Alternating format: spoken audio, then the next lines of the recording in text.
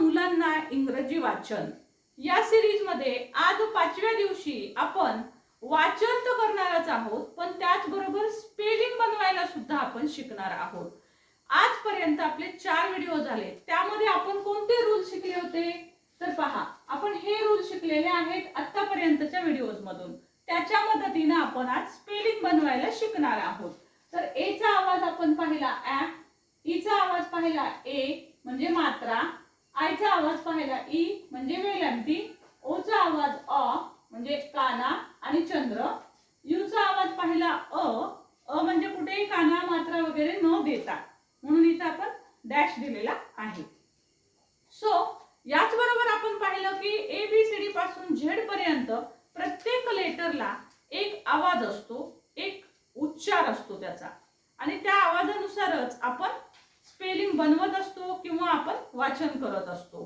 ठीक आहे। सो चला, आता हे जर तुम्हाला सगळे पक्के पाठ झाले असतील आणि समजून आले असतील, आता हे नसेल समजलं तर पहिले 4 व्हिडिओ पहा, पण हे जर समजलेलं असेल तर तुम्हाला स्पेलिंग बनवायला सहज जमणार आहे।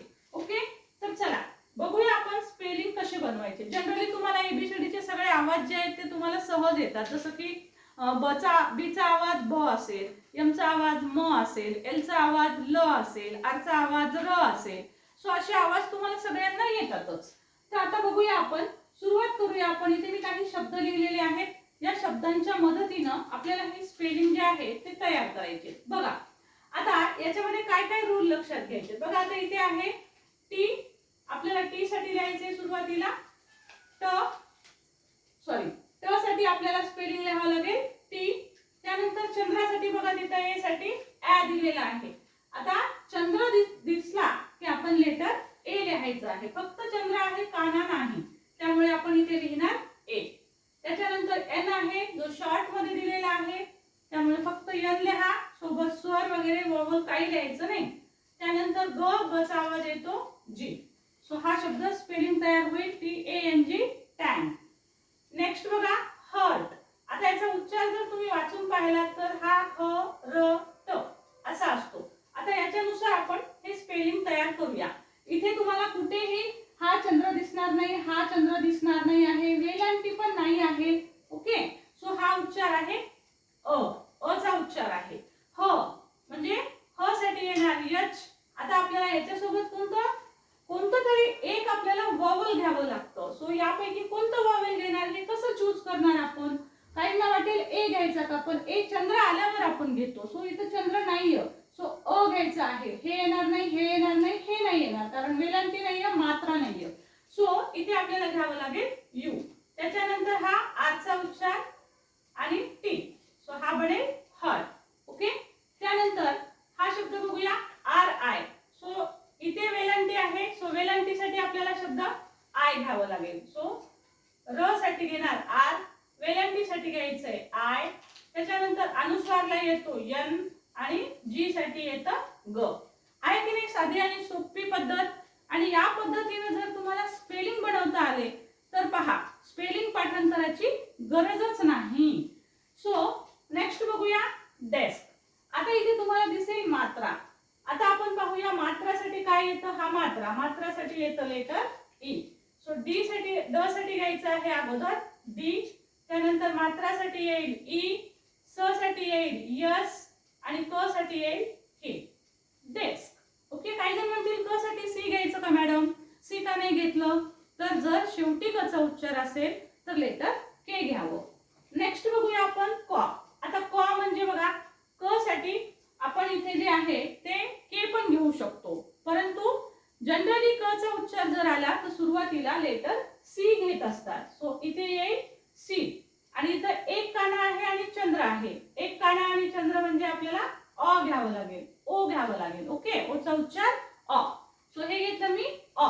त्याच्यानंतर उच्चार करून पहा कर ड, दोन्हीच्या मध्ये र येतो। हा र कुठे घ्यायचा आहे फार प्रॉब्लेम वाटतो, काही विद्यार्थी ड च्या नंतर आर घेतात। सो उच्चार म्हणून बघा कर ड, कॉर्ड कॉर्ड, कर ड कॉर्ड, कॉडर म्हणत नाही आपण, कॉडर नाही, हा र आपण ह्या दोन्हीच्या मध्ये वाचतो। सो आर इथे घ्या, त्याच्यानंतर डी घ्या। सो सिंपल आहे की नाही? युक्ती अतिशय साधी आणि सोपी आहे की नाही? सोपी युक्ती. आता बघूया पुढचे शब्द. आता बघा इथं आलेला आहे कॅम्प. सो क चा उच्चार जर सुरुवातीला आला तर लिहायचं लेटर सी. आता चंद्र आहे म्हणून आपण घेणार ए, त्यानंतर यम आणि पी साठी प. फक्त उच्चाराचा खेळ आहे बघा. इंग्रजीचं स्पेलिंग तयार करणं हा उच्चाराचा खेळ आहे. सो तुम्हाला उच्चार व्यवस्थित करायचे आहेत आणि ते इंग्रजी अल्फाबेट नुसार समजले पाहिजेत. आता बघा कॉर्न. सो कॉर्न साठी पण आपण लेटर सुरुवातीला घेणार आहोत सी, कारण जर क चा उच्चार सुरुवातीला आला तर जास्तीत जास्त वेळेस सी लेटर वापरल्या जातो. सो अ आलेलं आहे, एक कान आणि एक चंद्र आलेला आहे. सो त्यासाठी आपल्याला घ्यावं लागेल अ, क, र, न. सो आर आधी, नंतर यन. आता इथे मात्र बघा तुम्हाला इथे के सुरुवातीला आहे, परंतु यामध्ये के स्पेलिंग येतं सुरुवातीला असून सुद्धा, कारण प्रत्येक नियमाला इंग्रजीमध्ये अपवाद आहेतच. तर हा तो शब्द तसाच अपवाद आहे. सो सुरुवातीला आलं तरी आपल्याला इथं के घ्यावं लागतं.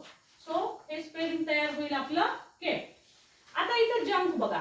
काही जण ज च्या सोबत ए लेटर लिहितात, परंतु ए लिहिलं तर चंद्राचा उच्चार होईल, म्हणजे जा यायला पाहिजे. पण इथं जा आहे का? नाही. म्हणजे आपल्याला इथे हा उच्चार असणार आहे. सो ज च्या सोबत काहीच नाही, हा अ चा उच्चार नाही, वेलांटी नाही, मात्रा नाही. सो आपल्याला जे च्या सोबत घ्यावं लागेल यू. आणि त्याच्यानंतर अनुस्वाराचा उच्चार म्हणून पहा जनक, जंक, जनक. याच्या नंतर अनुस्वाराचा उच्चार असतो. सो यन घेतलं, त्यानंतर के. ओके. So junk. आता याच पद्धतीने दोन मी तुम्हाला इथं लिहून दाखवलेले आहेत. त्यानंतर बघूया हा ड. ओके. ड. आता इथेही जर पाहिलं तुम्ही ड, फक्त ड आलेला आहे, म्हणजे चंद्र नाहीये, मात्रा नाहीये, वेलांटी नाहीये, एक काना आणि चंद्र पण नाहीये, म्हणजे हे स्पेलिंग लिहावं लागेल. सो आपल्याला डी च्या सोबत काय घ्यावं लागेल? यू घ्यावं लागेल. लक्षात घ्या, प्रत्येक कॉन्सोनंटच्या सोबत तुम्हाला उच्चारासाठी वॉवल आलेलं असतं, तरच तो शब्द तयार होतो. सो डी च्या सोबत यू वॉवल घेतलं. आता इथे मात्र आपल्याला क च्या उच्चारासाठी काय घ्यावं लागेल? तर इथं सी घ्यावं लागतं. का? तर मध्यभागी आणि सुरुवातीला आलं तर सी घ्यायचं आहे. सो टी चा उच्चार ट. तर हा शब्द तयार होईल डक्ट. याच पद्धतीनं ब. ब आलेला आहे, एक काना आणि एक मात्रासाठी अ, त्याच्यानंतर यम आणि बी. बॉम्ब. सेल्फ मध्ये मात्रा आहे, यस साठी स साठी यस घेणार आहोत, मात्रासाठी ई घेणार आहोत. ओके. एल आणि एफ, फो साठी एफ. सो हा शब्द तयार होईल सेल्फ. ओके. सो आता तुम्हाला हे शब्द येतात का ते पहा, आणि या सर्वांचे मला स्पेलिंग कमेंट बॉक्स मध्ये लिहून पाठवा. आणि हा व्हिडिओ कसा वाटला हे जरूर लिहून पाठवा. आणखी जर तुम्हाला स्पेलिंग शिकायचे असतील तर मला कमेंट बॉक्स मध्ये तसंही जरूर लिहून पाठवा. आणि ह्या सर्व शब्दांचे उच्चार स्पेलिंग जर तुमचे करेक्ट आले तर समजूया की हा भाग तुम्हाला पूर्ण समजलेला आहे. नाही समजला तर डे 1 पासूनचे व्हिडिओ पुन्हा पाहायला विसरू नका. आणि कमेंट करा जर अजून स्पेलिंग शिकायचे असतील तर. Thank you so much for watching. Thank you.